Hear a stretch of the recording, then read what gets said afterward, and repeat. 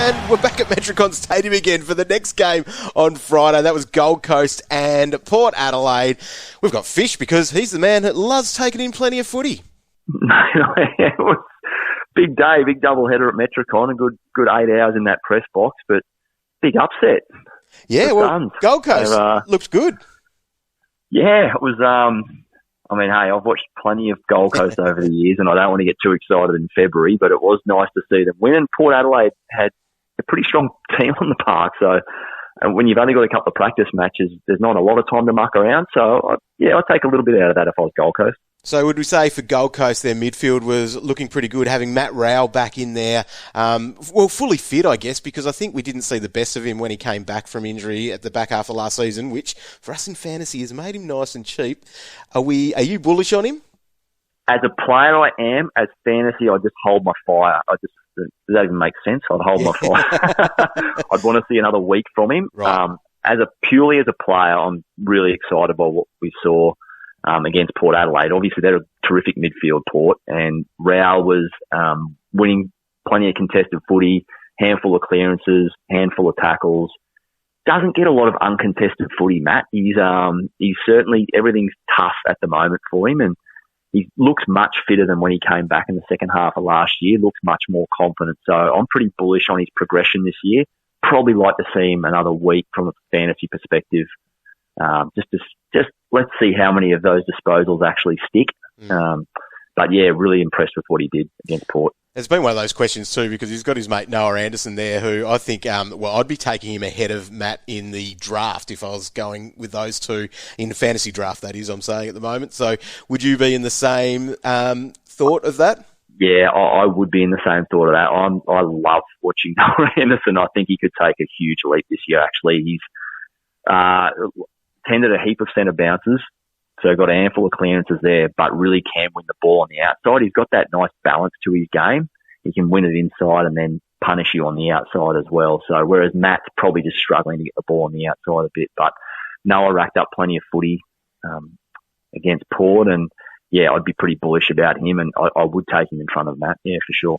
Now, Jeremy Scharf, you're probably the number one man if we're going to put someone running on the outside at afl.com.au because you get quite a few kilometres under your belt, but that lad, he is very quick and does some special things.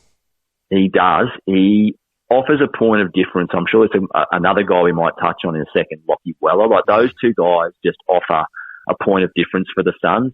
They haven't been blessed with a lot of outside speed, guys that can run and carry, kick the ball long. That's what Jeremy Scharf offers. Kicked a couple of goals. Just plenty of disposals on the outside. Really, really liked his game. Should be locking in a wing spot for round one and should have it for a good chunk of the season.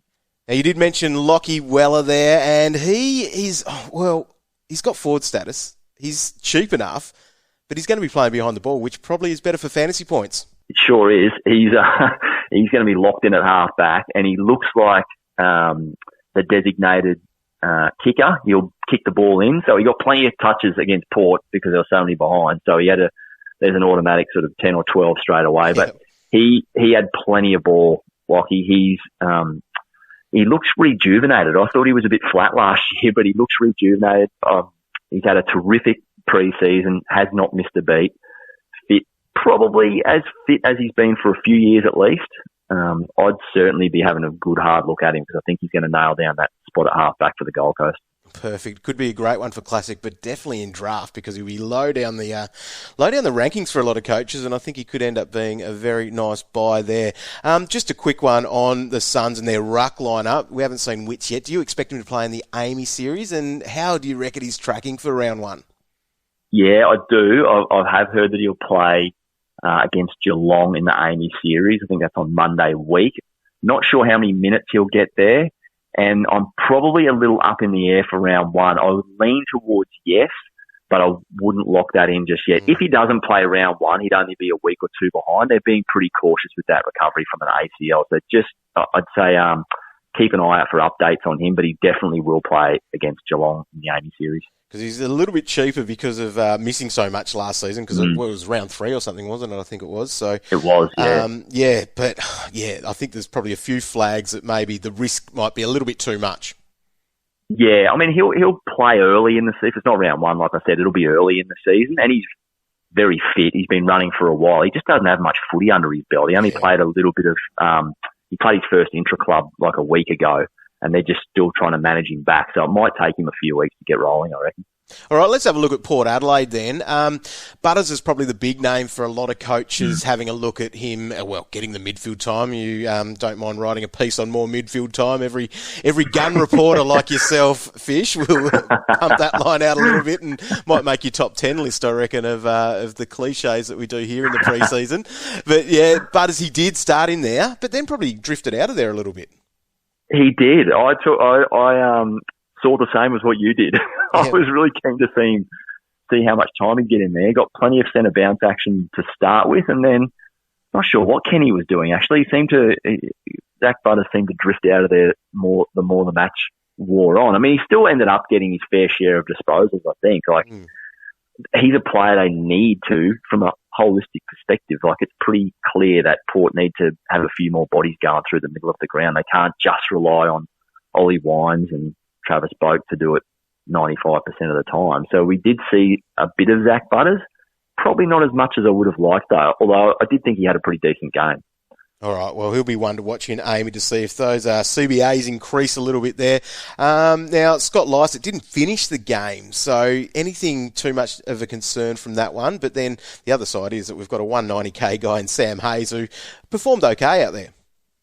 Yeah, Scott Lycett, I'd be keeping an eye out for updates on him. They didn't seem too certain post-match. He did tweak his ankle right at the start of the third quarter. It did need a little bit of assistance to leave the field, and you just never know with ankles. You can't say whether they're going to be back next week or back in 6 weeks. So I just keep an eye out for Scott Lycett. Thought Hayes went all right, although his Gold Coast counterpart, Ned Moyle, did pretty well as well. So Hayes did okay, I would say, but I'd want to see a bit more from him if he got a chance in the likelihood that Lycett misses a bit of time. So Ned Moyle then, is he someone that could get a game during this season?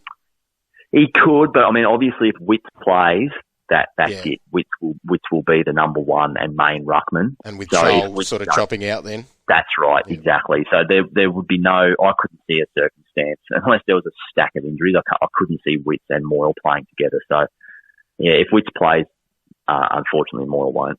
Yep, all right. And cash cows, we love those. So Josh Sinn, he was a first-round draftee there for Port Adelaide. Where did you see him and his game and chances for round one? Pretty good game, I thought. I was impressed with him, actually. I mean, they're only missing a couple from their best team yesterday, Port. And Sinn was probably in their top 5 or 6 on the board. So I don't think he could have done much more to press his case. Obviously, that's a part of the ground they're pretty well off in, Burn Jones. But all these guys played yesterday, Burn Jones, Amon. I thought Sinn played pretty good. I mean, I don't know how many disposals, maybe 15 or 18, but used it pretty well. All those things that he was recruited for, drafted for, we saw on display yesterday. So I'd have to think he's a pretty good chance to play round one. Right, we'll keep an eye on him because I'm not sure if we're going to have a heap of rookies coming through for round one, and hopefully he's going to be there because, yes, we are a little bit light on across some of our positions. Well, Fish, thank you very much for your time there at Metricon. Make sure you stay dry up in Queensland. Will do. Thanks, mate.